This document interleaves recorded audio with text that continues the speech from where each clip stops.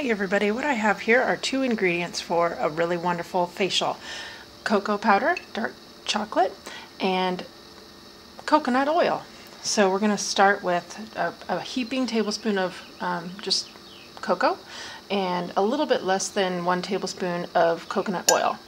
And this dark chocolate, the cocoa powder, is going to kind of provide lots of antioxidants for the skin, and it's going to promote cell repair. It's going to firm up the skin and help to prevent wrinkles. It's just high in vitamins, mineral content is high, and so it's going to help to increase the hydration of your skin and even decrease the roughness, and potentially even kind of increase your defenses against UV damage.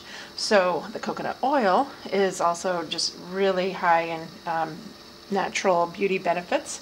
It's antiviral, antibacterial, and antifungal. And plus, obviously, it's going to be a great moisturizer. So what we're going to do is just stir this together and make a little paste.